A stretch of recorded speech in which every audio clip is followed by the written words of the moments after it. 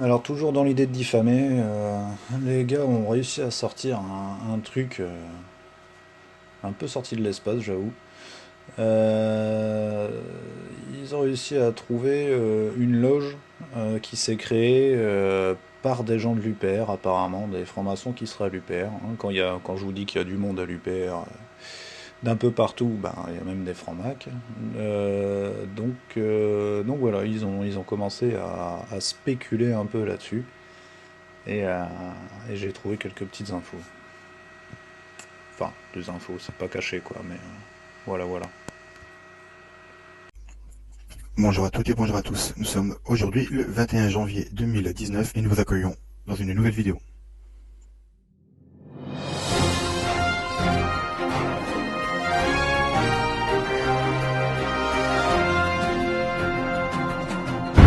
Corps de sensibles et moi-même avons été surpris de recevoir ça. La franc-maçonnerie s'invite à l'UPR. Donc nous avons voulu lancer des recherches sur ce sujet-là, voir si c'était vrai ou pas. Donc première vidéo, ici on va écouter ce que François Asselineau dit directement sur la franc-maçonnerie. Une question d'Elox Thor. Bonsoir Monsieur Asselineau. Que pensez-vous de l'influence idéologique de la franc-maçonnerie au sein de la vie politique française et avez-vous déjà rencontré des francs-maçons? Alors oui, j'ai déjà rencontré. Alors, premièrement, c'est une question qui est récurrente, qui revient régulièrement. J'en profite pour y répondre. Non, je ne suis pas un franc-maçon. Je ne suis dans aucune obédience. Ça, c'est le premier point. Donc là j'ai pas laissé toute la vidéo, elle est assez longue, elle fait 6 minutes. Je laisserai le lien en dessous, en description. En fait ce qu'il dit c'est qu'il n'est pas franc-maçon. C'est ce qu'il dit, hein. Il dit qu'il n'est pas franc-maçon. Par contre, que la devise liberté, égalité, fraternité, il avoue que ça vient de la franc-maçonnerie. Et il dit également que le fait de rester dans l'Union Européenne est contraire aux valeurs de la franc-maçonnerie. Donc, quand vous écoutez cette vidéo, c'est vrai qu'il paraît très très proche quand même des idéaux de l'idéologie de la franc-maçonnerie. Donc, j'ai voulu pousser un peu plus loin ses investigations. Il explique même qu'il avait eu la possibilité de faire un discours dans une loge maçonnique à la condition que ce discours soit ouvert au public. La loge maçonnique a refusé cette condition et donc il n'y est pas allé. Donc il dit qu'il côtoie des francs-maçons, etc. Donc il ne se cache pas dans cette vidéo de le dire, il avoue. Donc moi j'ai voulu lancer des investigations supplémentaires. Il dit qu'il n'est pas franc-maçon, mais l'est-il? Donc l'EPR aurait soi-disant ouvert une loge maçonnique. Et donc vous voyez le logo avec les fleurs d'olivier, etc. Hein, avec le triangle, etc. C'est assez proche du logo de l'UPR, ça c'est vrai. Mais bon, est-ce que ça constitue une preuve? Absolument pas. On peut très bien reprendre un logo et s'approprier. Donc là, on va regarder à propos, dans la charte. Alors, décidons, cette assemblée se donne pour objectif de produire des travaux maçonniques en regard du positionnement de l'Union populaire républicaine. Donc, vous allez voir que ce site-là ne se gêne pas pour dire qu'ils appartiennent à l'UPR. Vous allez voir. Il ne se gêne pas. Donc, les statuts et les mentions légales. Donc ça, vous pouvez lire, vous voyez, donc article 2, la langue de la République française et le français, l'emblème national, etc., etc., composition, admission, qui paye, etc. Et les mentions légales. Donc il est résidentiel et hébergeur, ce blog est hébergé par 1&1 France. Donc 1&1 France, c'est ce qu'on trouve en publicité. Donc ça déjà, rien que le fait que ce soit hébergé par 1&1 Internet SARL pour une loge maçonnique, c'est assez suspect.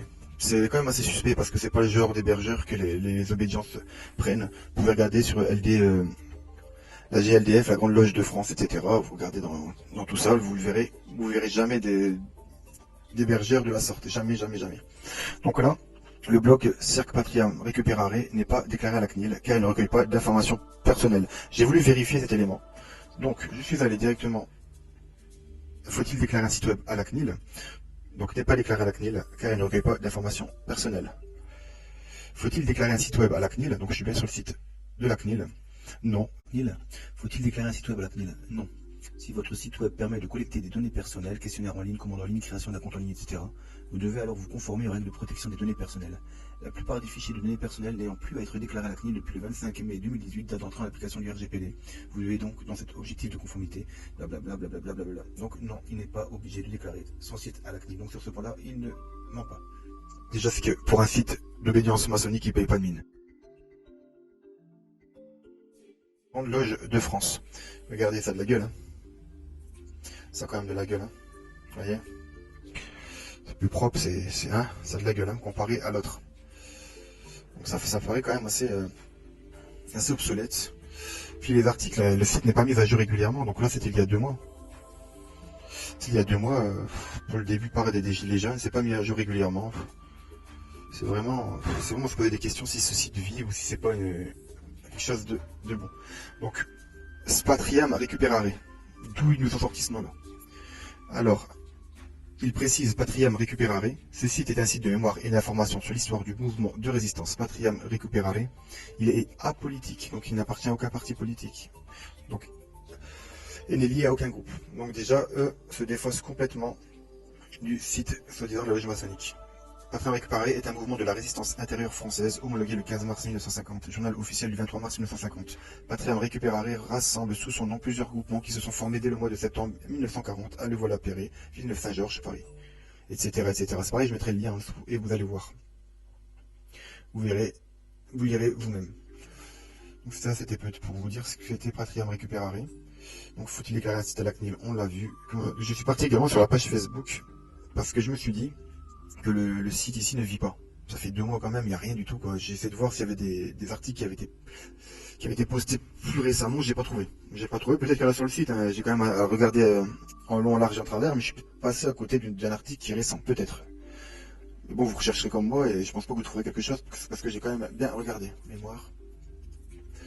Donc ça, hop. Donc, je suis parti sur le site, sur le Facebook de Cercle Patriam Recuperare. Donc beaucoup de personnes se posent des questions, hein, mais après c'est normal, hein, si les gens sont adeptes de François Asselineau qui se posent la question et qui ne vont pas chercher extrêmement loin. Donc quand on regarde ici, une personne qui dit un type qui a plusieurs sites enregistrés mais il a pris soin de rester anonyme, un mec a enfermé. Donc en fait cette personne dénonce la personne propriétaire du Facebook d'avoir ouvert plusieurs sites non anonymes. Donc je sais pas où est-ce qu'il a trouvé l'information, j'ai pas cherché non plus. Hein. Donc c'est pareil, hein, c'est peut-être entre guillemets un membre de l'UPR ou quelqu'un ou un sympathisant de l'UPR qui veut se défendre et qui dit ça sans avoir de preuves. Donc c'est très simple, ce que j'ai fait. J'ai essayé de trouver sur les sites de loges maçonniques, etc., si on avait accès, si on pouvait retrouver ce genre de loge maçonnique, et j'ai trouvé ça nulle part. Je n'arrive pas à trouver du tout. Cercle Patriam Recuperare, je n'ai absolument pas trouvé. Donc ce que j'ai fait d'autre, donc c'est pareil, je suis allé sur un site fraternel maçonnique de l'Union populaire républicaine.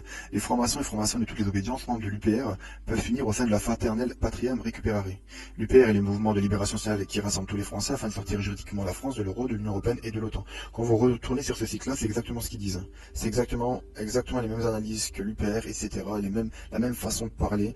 Vous pouvez même, à un moment donné, voir qu'ils parlent de Bourdieu. François Asselineau en a déjà parlé. Donc c'est vraiment du copier-coller quand même. Donc ici, il explique un peu ce qui est Patriam Recuperare, produire des analyses, les participations des membres de Patriam Recuperare aux événements et rencontres organisés par les puissances maçonniques françaises et étrangères, où la voix de l'Union populaire républicaine mérite d'y être entendue lorsque le thème s'y prête.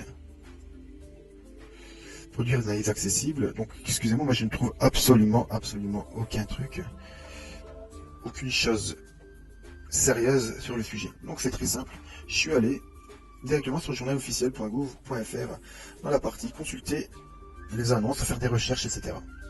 Donc, si on tape Grande Loge de France, NGDF, rechercher sur des thèmes proches, on appuie sur Entrée, et voilà tout ce qui apparaît.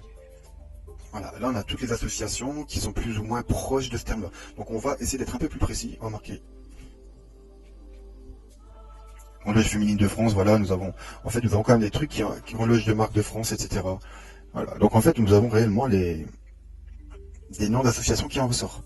Donc ce qu'on va faire, on va taper ici Cercle Patriam Recuperare. Rien du tout. On va modifier la recherche, on va enlever les traits d'union. On recherche absolument rien du tout.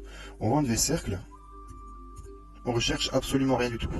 On va donc rechercher sur des termes proches. On recherche absolument rien du tout. On n'a absolument aucune trace de cette association. J'ai cherché partout, je ne trouve absolument pas cette trace. Aucune trace de cette association. Donc c'est vrai que la vidéo dans laquelle Asselineau parle, pour ceux qui sont anti-maçonniques ou anti-francs-maçons, c'est quand même étrange. Ça c'est vrai, ça peut nous faire poser des questions.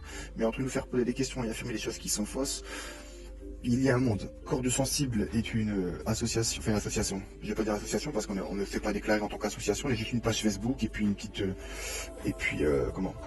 Nous avons une chaîne sur YouTube. On trouve rien. On trouve absolument rien sur Patriam Récupérare. Mais absolument, absolument rien. Rien de déclaré. Or, eux se disent déclarés. Ils disent être une association.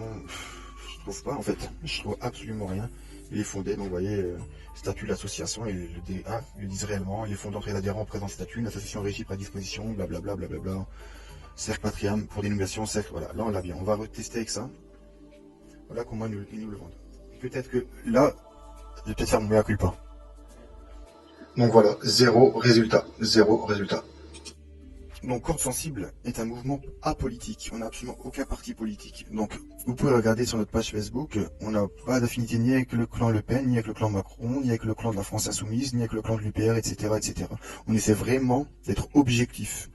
Donc là, on essaie de trouver des trucs, des choses à charge, parce que là, vous pouvez penser que c'est quelque chose pour défendre l'UPR et François Asselineau. Il n'en est rien. On a essayé de chercher vraiment, vous avez vu, on est directement sur le journalofficiel.gouv.fr, on ne trouve absolument aucune trace de Cercle Patriam Récupérare. Absolument aucune trace. Donc, l'équipe de Corde Sensible et moi-même vous souhaitons une excellente journée et nous vous disons à très bientôt. Ouais, alors je sais plus sur quelle page j'étais, mais j'avais trouvé le message de Stéphane Simon, porte-parole du Cercle Patriam Récupérare. Et il dit bien dans le message qu'ils n'ont pas demandé l'avis de l'UPR et qu'en gros ils se réunissent s'ils ont envie et en s'inspirant de qui ils veulent. J'ai eu de la chance de l'avoir pris, enfin de l'avoir conservé parce que il a été effacé, enfin la page entière a été effacée je crois. Donc voilà, c'est une preuve qui reste que l'UPR n'a rien à voir avec cette fameuse loge, ou fraternelle. Et quand bien même, quand on cherche un peu, on s'aperçoit que Patriam Récupérare c'était un cercle de résistants, et ben, qu'une loge maçonnique reprenne ce symbole-là et s'inspire de l'Union populaire républicaine, ben, je trouve pas ça dégueulasse, personnellement.